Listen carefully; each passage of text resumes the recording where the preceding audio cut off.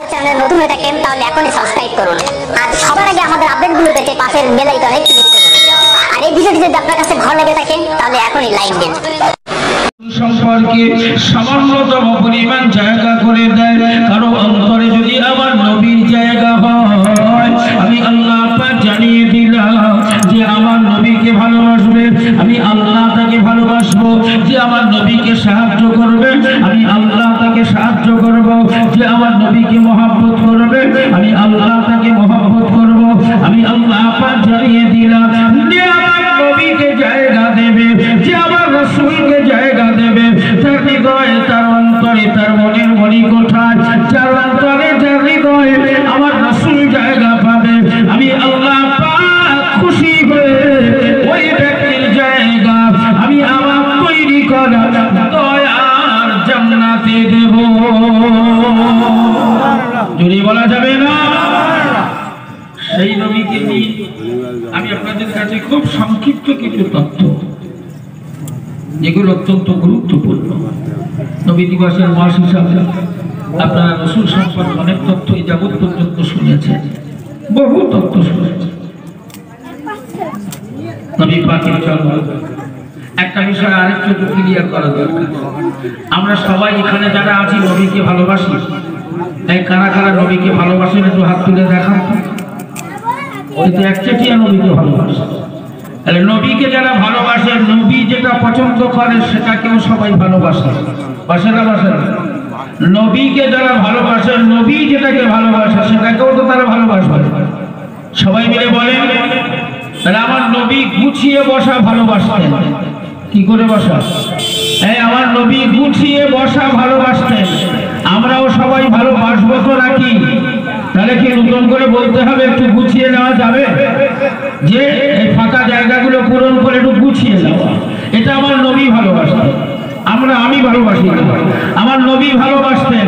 এই দায়িত্বটা আপনাদের উপরে দিলাম। যারা নবীকে ভালোবাসে গুছিয়ে বসবে না বসবেন না এটা তার ব্যাপার। আমার নবী এটা ভালোবাসতেন। কারা নবীকে ভালোবাসে আমি একটু পরীক্ষা করতে চাই। এসো শোনা, এই পিছনে কারা এখনো তোমরা নড়ো না, ব্যাপার কি?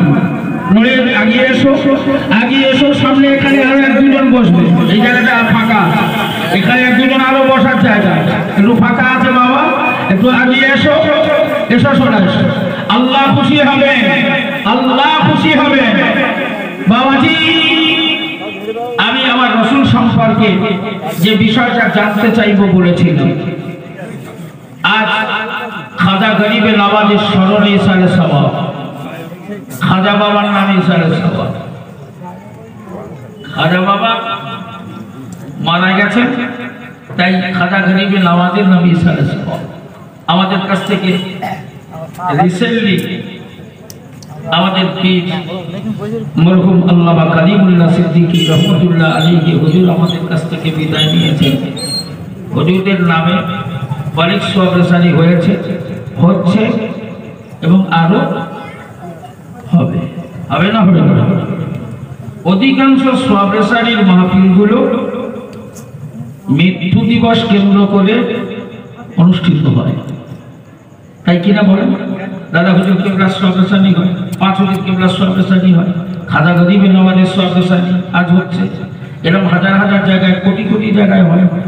বড় পীর সাহেবের নামে সওয়াব রেসানি হয়। কিন্তু আমরা একটা জিনিস আমি জানতে চাইছি, রবিউল আউয়াল মাসের চাঁদ উদয় হলে সব জায়গায়, গোটা পৃথিবীতে অগণিত জায়গা, এক কথায় যদি কাউকে বোঝাতে হয় তাহলে অগণিত জায়গা। কারণ ওই গোটা মাসে কত জায়গায় নবী দিবস হয় গুণে বলা যাবে, গোনা সম্ভব নয়।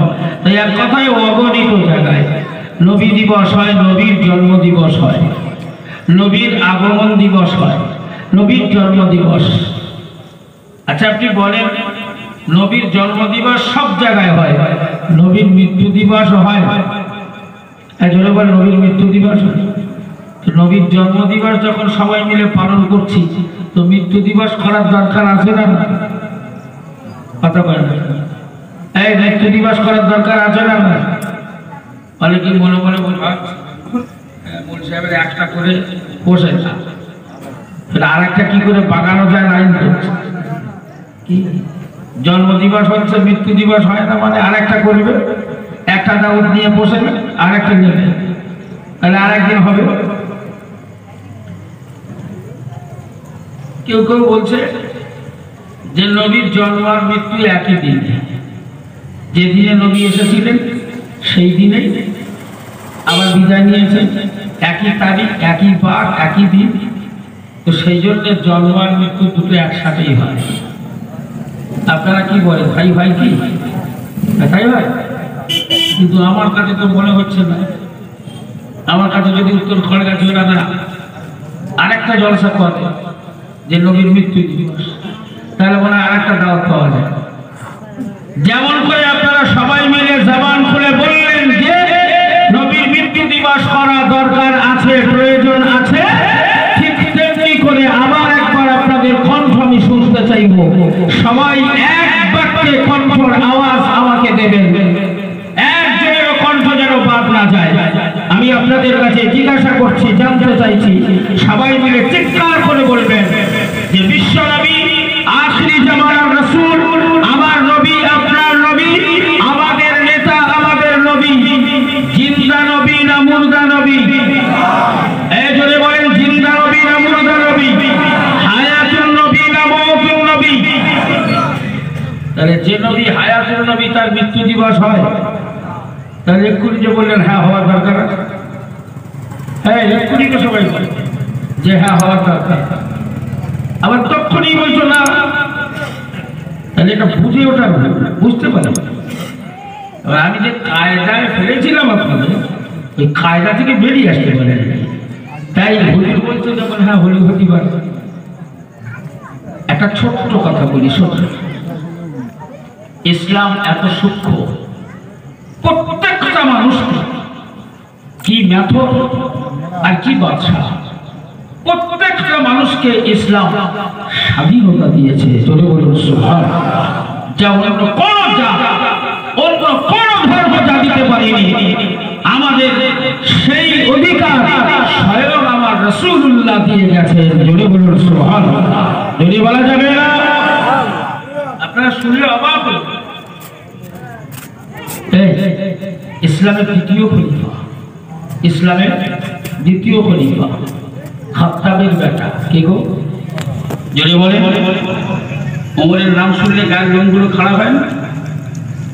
এক হাতে বাঘ আর ছাগল একসাথে পানি খেয়েছে, বাঘের মনে একবারও উদয় হয়নি যে ওর একটা হালুদ করে একবার ধরি, আর ছাগলের মনেও ভয় হয়নি যে বাঘ মনে ধরতে পারে। আরে কি শাসন ওমর তৈরি করেছিলেন, যে কি শাসন ওমর তৈরি করেছিলেন, সেই ওমর ফারুক। যে আমি যে বিষয়টি আপনাদের মগজে একটুখানি দিতে চাইছি, সেই ওমর ফারুক কি যাক, আমি আল্লাহ শাহিদা করে দোয়া করি, আল্লাহ যেন এই বাচ্চাটা সাফা দান করেন। সকলে বলেন আমিন। ধরে বলেন আল্লাহুম্মা আমিন। আর একটু ধরে বলেন আল্লাহুম্মা আমিন। তো যাই বা হোক, আমার নবী হলেন হায়াতুল নবী, আমার রাসূল হলেন হায়াতুল মুরসালিন। জিন্দা নবীর মৃত্যু দিবস হয় না, এজন্যই নবীর জন্ম দিবস হয়, মৃত্যু দিবস পালিত হয় না। এটা ক্লিয়ার হয়ে বোঝা গেল? তো যাই বা হোক, আমি আপনাদের কাছে খুব স্বচ্ছভাবে, খুব ছোট্ট ছোট্ট কিছু তথ্য আমার রাসূল সম্পর্কে একটুখানি দিয়ে খাজা গরিবের নামাজের দরবারে আপনাদেরকে নিয়ে যাব। আমার নবী পাকের আগমনের এই মাস, রাসূলুল্লাহর আগমন আর জন্ম দুটো এক নয়। আমার নবীর আগমন আর জন্ম দুটো এক নয়, দুটো আলাদা, দুটো আলাদা। নবী পাকের জন্ম একটা সময় আর আগমন আর একটা সময়। আমি খায়রুজ্জামান, আমার জন্ম আজ থেকে 45 বছর আগে, আর এই উত্তর খড়গাছিতে আমার আগমন সর্বসাকুল্যে হয়তো 1.25 ঘন্টা আগে। এই জন্ম আর আমার আগমন দুটো কি এক? জোরে বলেন। নবীকে আল্লাহ সৃষ্টি করেছে, নবীর জন্ম হয়েছে, আর আমিনার ভাঙা ঘরে পাঠানো, আগমন হওয়া, আসা, এটা হলো আলাদা। এই 570 খ্রিস্টাব্দে 12ই রবিউল আউয়াল সোমবার ভোরবেলা এতেও আবার সোমবার, এতেও আবার ইখতিলাফ। এমন টাইমের কথা বলা হয়েছে, না সুবে সাদে না সুবে কাজে, রাতের সময়ও নয়, দিনের সময়ও নয়, না দিন দাবি করতে পারে না রাত দাবি করতে পারে। এরকম একটা সময়ে আল্লাহ আমার নবীকে পাঠালেন, আগমন হলো নবীর। জোরে বলুন সুবহানাল্লাহ। জোরে বলা যাবে না? এ সোনামানিকেরা, আমার রাসূলুল্লাহ বিশ্বনবী হাবিবুল্লাহ মা আমিনার মরুল দুলাল আখিরি জামানার নবী জানে মুস্তাফা জানে রহমতের আগমন। আল্লাহ রাসূল যদি মা আমিনার করে আগমন করেন, আমার নবী পাকের আগমন সম্পর্কে, রাসূলুল্লাহ পৃথিবীতে আসা সম্পর্কে বহু মুজিজার আলোচনা করা আছে। আমি সব বিষয়ে আলোকপাত করতে যাব না। শোনো, আম্মাজান মা আমিনার ভাঙা ঘর, কুড়ে ঘর আলো করে আল্লাহ পাক রাহমাতুল লিল আলামিন হিসাবে বিশ্বের মানব জাতি তথা আল্লাহ পাকের গোটা সাম্রাজ্যের সমগ্র সৃষ্টি জগতের জন্য রহমত হিসাবে যখন আমার নবীকে আল্লাহ পাঠালেন, আমার নবী পাকের আগমন হলো। এই সংবাদ আবু জেহেলের কাছে গেল, আবু সুফিয়ানের কাছে পৌঁছালো, উতবা সাহেব খবর পেল, মুগিরা উবাইয়া ইবনে খালদ জানতে পারল, আবু লাহাবের বাদী রীতিমতো খবরটা নিয়ে গিয়ে হাজির করে দিল। হে জওয়ান যুবকেরা, ঠিক তেমনি ভাবে আমার নবী পাকের দাদু ভাই, আল্লাহ রাসূলের দাদু ভাই, কুরাইশ বংশের নেতা, কাবা শরীফের মাতওয়ালি, কাবা শরীফের চাবির মালিক আব্দুল মুত্তালিবের কাছে খবরটা পৌঁছে গেল। আব্দুল মুত্তালিব শুনতে পেলেন, আব্দুল মুত্তালিব জানতে পারলেন, তার কলিজার টুকরা আব্দুল্লাহর ভাঙা ঘর আলো করে তার নাতি ভাই, তার নওয়াসা, তার দাদু ভাই পৃথিবীতে এসেছেন।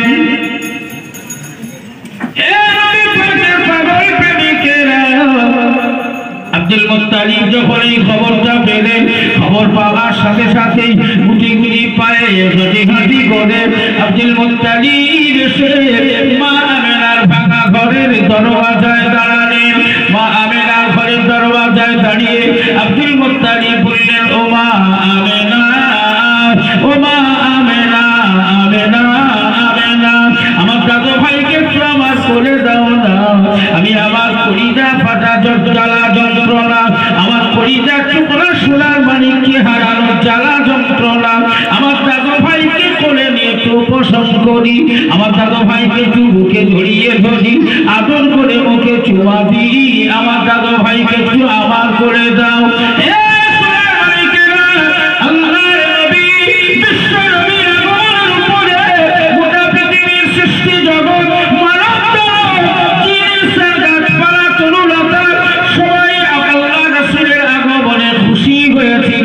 ব্যতিক্রমী এই মানব সমাজ, ব্যতিক্রমী মানব জাতি, আল্লাহ নবীকে পেয়ে সব মানুষ খুশি হতে পারে নাই।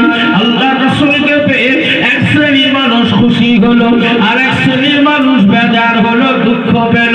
ওই বেজার যারা হলো, দুঃখ যারা পেল, তাদের দলভুক্ত আবু জেহেল, আবু সুফিয়ান, উতবা সাহেব, মুগিরা, উবাই ইবনে খালদ, আবু লাহাব। আল্লাহর নবীর আগমনে এরা কখনোই খুশি হতে পারে নাই, বরং দুঃখ পেয়েছিল, কষ্ট পেয়েছিল। আব্দুল মুত্তালিব বললেন, আমার দাদু ভাইকে আমার কোলে একটু দাও মা, আমি আমার জ্বালা যন্ত্রণা, আমার আব্দুল্লাহকে হারানোর ব্যথা বেদনা আমি একটু উপশম করি। আল্লাহর নবীকে করে নিলেন, আল্লাহ রাসূলকে করে নিলেন, মুস্তাফা জানে রহমতকে করে নিলেন। আব্দুল মুত্তালিব শিশু নবীকে করে নিয়ে গুটি গুটি পায়ে হাঁটি হাঁটি করে আগালে, গুটি গুটি পায়ে যেতে যেতে আল্লাহর কাবার এরিয়ায় পৌঁছে গেলেন।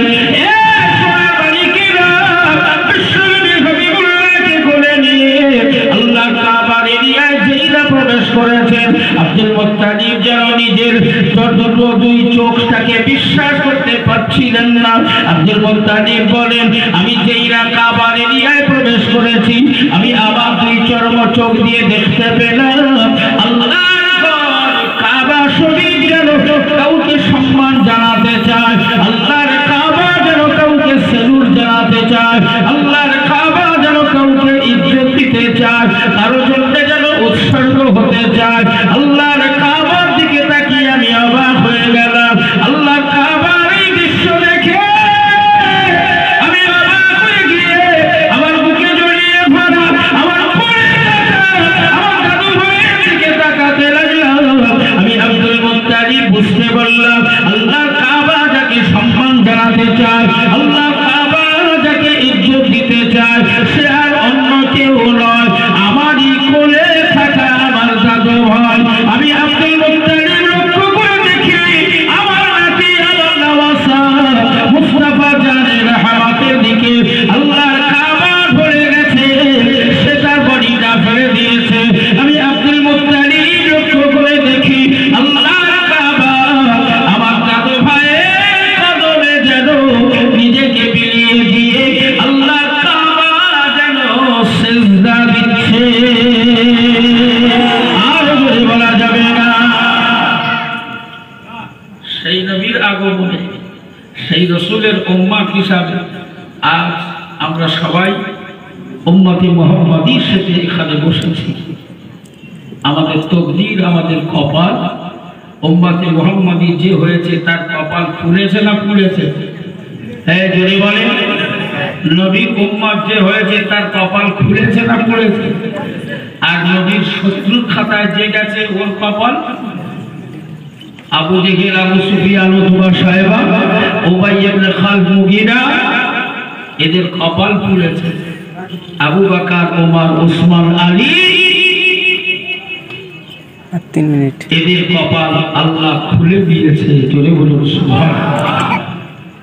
আজ আমরা সেই নবীকে ভালোবেসে আমরা সবাই বসেছি। নবীওয়ালা জীবন তৈরি করতে পারলে, রাসূল বলেছেন যার নবীওয়ালা জীবন হলো সে আল্লাহর জান্নাত পেল। জোরে বলুন সুবহানাল্লাহ। এই নবীওয়ালা জীবন তৈরি করতে গেলে কি দরকার, কি করা প্রয়োজন? যা করেছিলেন খাজা গরিব নওয়াজ, যা করেছিলেন বড় পীর আব্দুল কাদের জিলানী রহমাতুল্লাহ আলাইহি, যা করেছিলেন আমার আপনার দাদা পীর, যা করেছিলেন আমার আপনার পাঁচ হুজুর কিবলা, সেই পথ মত অবলম্বন করলে নবীওয়ালা জীবন তৈরি করা যাবে। আর নবীওয়ালা জীবন যে তৈরি করবে আল্লাহর জান্নাত তার জন্যই অপেক্ষা করে থাকবে। জোরে বলুন সুবহানাল্লাহ। জোরে বলা যাবে না। নবীওয়ালা জীবন আপনি কিভাবে তৈরি করবেন? যারা করেছিলেন তাদেরকে অনুসরণ করবেন। আমি আপনাদেরকে জাস্ট আমার রাসূল সম্পর্কে তথ্য আপনাদেরকে দেব, তবে নবী বিরোধী আর নবীর পক্ষে যারা আর নবীর বিরুদ্ধে যারা, এই দুটোর কি ফয়সালা? আমরা যারা এখানে আছি ন্যায়ের পক্ষে না অন্যায়ের পক্ষে, সত্যের পক্ষে না মিথ্যার পক্ষে? যে ন্যায়ের উপরে আমরা তার সাথে তো নাকি না, যে অন্যায়ের উপরে তার সাথে? যে ন্যায় নিষ্ঠার উপরে, যে সত্যের উপরে, যে হকের উপরে, যে নবীর আদর্শের উপরে আমরা তার সঙ্গে নাকি বলে? তাতে জীবন যায় আর খায়, তাতে জীবন যায় আর খায়। মরতে হয় হকের উপরে। বিড়াল বাচ্চার মতো 100 বছর বেঁচে থাকার চাইতে সিংহের মতো 1 ঘন্টা বাঁচা অনেক সুনামের এবং অনেক ভালো। সেজন্য আজকে দিনে এমন একটা পরিস্থিতি, এমন একটা সিচুয়েশন তৈরি হয়েছে, যে সিচুয়েশনের উপরে, যে পরিস্থিতির শিকার হয়ে